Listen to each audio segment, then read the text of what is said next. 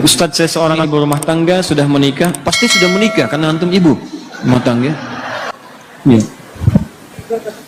Sudah menikah 10 tahun, saya sudah tidak memiliki rasa cinta. Ini masalahnya. Saya sudah tidak memiliki rasa cinta pada suami saya. Karena suami saya setiap nyelesain masalah selalu kasar, menghina, bentak, bahkan mukul, lempar barang ke kepala. Tiap bulan pasti ada. Bicara baik-baik dan senyum juga masih suka dibentak. Apakah saya berdosa jika saya sudah tidak mencintainya? Begini, saya tarik napas dulu ya. Pertama, saya ucapkan selamat kepada ibu. Allah titipkan pria itu kepada ibu, bukan perempuan lain. Dan hebatnya ibu bertahan dengan 10 tahun. Dibentak-bentak, dilempar. Anda bayangkan, perempuan lain mungkin dilempar sehari sudah nggak kuat, ibu 10 tahun tuh. Ya, luar biasa. Saya ucapkan selamat, yang dipilih ibu bukan perempuan yang lain. Berarti ada hikmah terbesar yang ingin Allah berikan kepada ibu. Seperti Allah titipkan Fir'aun kepada Asia. Karena yang kuat cuman Asia, yang kuat cuman ibu, bukan perempuan yang lain. Karena itu dititipkan kepada ibu, karena ada nilai-nilai kemuliaan yang tidak ibu bayangkan sebelumnya. Pertama, teman-teman sekalian, perhatikan sini. Rumah tangga itu bagian dari dakwah. Bukan sekedar dakwah biasa, tapi bekal untuk mencari kemuliaan akhirat. Lihat sini. Rumah tangga itu sesungguhnya bekal berpartner, bekerja sama untuk mencari kemuliaan akhirat. Tapi banyak orang keliru kemudian menggunakan dan mengelola perangkat akhirat ini sehingga melihatnya hanya sekedar kebutuhan dunia saja.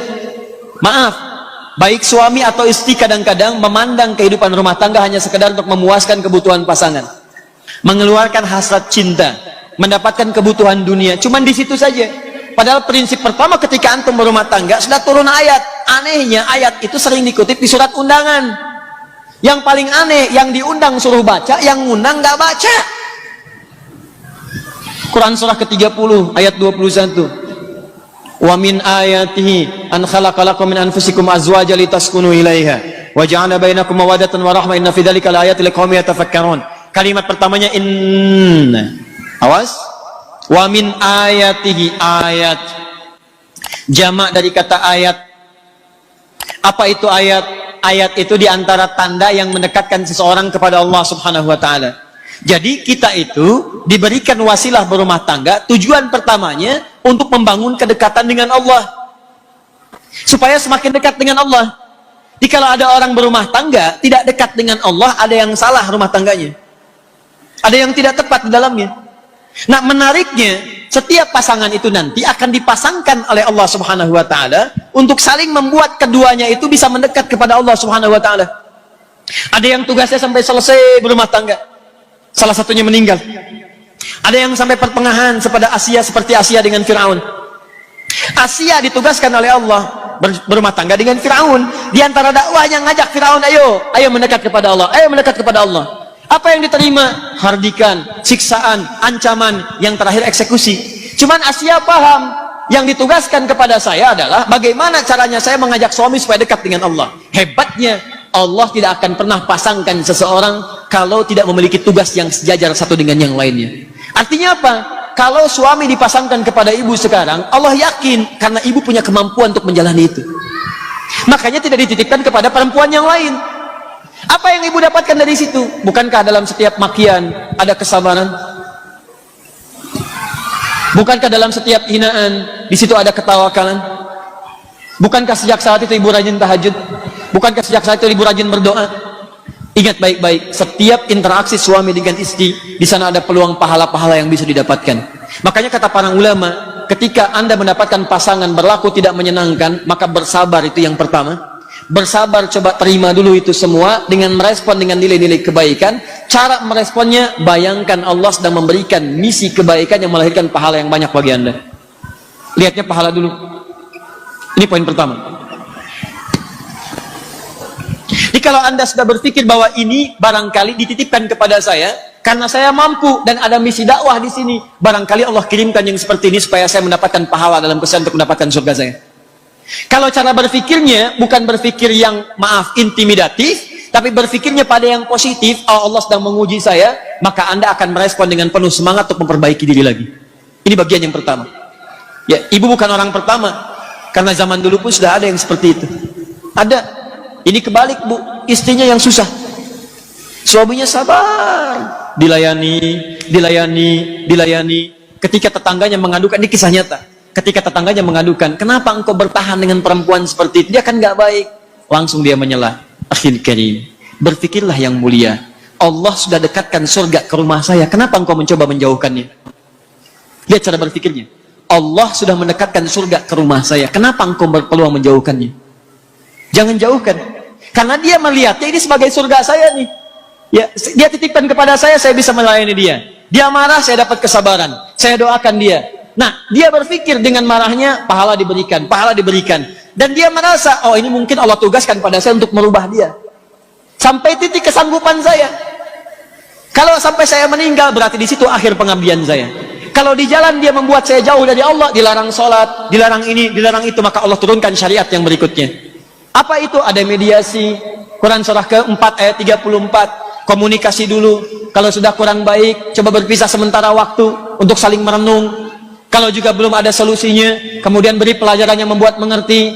Ya, ketika tidak dimasakkan bagaimana responnya, ketika dipisahkan bagaimana responnya. Kalau masih belum mengerti juga, cari orang baik untuk menyatukan. Ayat 35-nya. Lihat baik-baik, wa in khiftum shiqaqa bainihima fab'athu hakaman min ahli wa hakaman min ahliya. Kalau semua sudah ditempuh, Allah kasih jalan keluar. Tugas kamu selesai sampai di sini, ya silahkan kerjakan, tingkatkan ibadah yang lain. Mungkin suami kamu akan mendapatkan pencerahan dari yang lain. Semua jalannya ada. Tapi jalan yang pertama, jangan pernah berpikir untuk berpisah dahulu. Cara berpikirnya adalah, mungkin bukan cinta yang Allah tugaskan kepada saya, tapi surga yang sedang Allah turunkan kepada saya. Kalau cara berpikirnya begitu, nyaman. Ada yang ditukar, Bu, suaminya, maaf ya, dibanding saya, wah, masih ganteng tengkuis tuh lah pokoknya. Ya. Istrinya cantik luar biasa, dibanding ibu masih cantik dia. Anda kebayang nggak? Jadi suaminya cantik luar biasa, cantik indah. Istrinya cantik. Gara-gara antum sih kenal Firaun. Ya. Istrinya cantik luar biasa, cantik, elok, indah. Kalau ditatap wajah tidak berpaling, mata tidak berkedip. Suaminya dibanding saya masih ganteng tengkuis tuh. Ya nggak usah pada diri sendiri, pokoknya jauh lah pokoknya. Anda tahu apa yang terjadi teman-teman? Tiba-tiba suaminya bertemu dengan istri sudah dandan tuh. Lihat cara berkehidupannya. Dia layani sepenuh hatinya, baik. Begitu melihat, bengong begini. Tiba-tiba istrinya berkata, sayang, kamu kenapa? Ya zauji madzabik. Kamu kenapa? Kata suaminya, aku bersyukur Allah titipkan perempuan secantik engkau dalam kehidupanku, sehingga aku tak mampu berpaling darimu. Masya Allah. Kata istrinya, sayang, kita berdua akan ke surga. Kita berdua akan ke surga. Suaminya bingung. Kata suaminya, kok bisa? Kata istrinya, kamu bersyukur dengan titipan Allah aku padamu, aku bersabar dengan titipan Allah kamu kepadaku. Tuh. Bahasanya enak ya, walaupun nyelekit tapi enak. Gitu. Tapi nggak ada yang marah, ketawa keduanya gitu. Ketawa keduanya. Jadi barangkali dalam hal demikian, pertama ibu melihat dari sisi ukhrawinya dulu. Ya, Asiyah bisa sabar, pelajari kisah Asiyah. Barangkali Allah titipkan dia kepada saya, mungkin untuk mendapatkan surga saya. Ibu bisa pilih itu, ibu berjuang. Kalau mungkin dalam perjuangan itu membahayakan secara fisik, mulai menyakiti fisik, mulai melukai, tidak mampu bertahan di situ, maka ulama memberikan jalan keluar. Baik ya, dari ayat-ayat Al-Quran yang diberikan. Apalagi kalau sudah mencegah untuk mendekat kepada Allah, maka hukum pernikahan nanti bisa turun. Dari mulai sunnah, kalau sudah berbahaya kepada fisik, terancam jadi makruh. Kalau sudah menjauhkan dari Allah atau nyawa terancam, jadi haram hukumnya. Haram. Maka dalam agama nanti bahkan ada fasakh namanya. Fasakh itu dipisahkan oleh hakim. Dipisahkan. Ya, supaya mendapatkan kenyamanan tersendiri. Tapi dibalik itu semua, sempurnakan dulu perjuangan ibu kepada Allah, sehingga nanti ketika ibu disoal di hari kiamat nanti, kenapa kamu begini? Ibu bisa menjawab, ya Allah, aku telah sabar menerima titipan darimu dengan perjuangan yang telah aku maksimalkan. Kalau itu belum bisa memasukkan aku ke dalam surgamu, maka boleh berikan syafaatku dengan segala kesabaran yang telah aku berikan hanya untukmu. Paham ya? Baik. Nanti kalau besok-besok seperti itu lagi, dengan yang pelan, malam-malam ibu bangun. caranya? Doakan. Sujud kepada Allah, doakan, minta, ya Allah, Engkau tidak titipkan suami ini kepada yang lain tapi kepada aku. Dan aku mau mengetahui bahwa Engkau lebih sayang kepada hambamu dengan siapapun yang ada di muka bumi dan langit ini. Maka mohon dengan segenap sayangmu ya Allah, sentuh hatinya untuk berubah, berikan kelembutan pada jiwanya.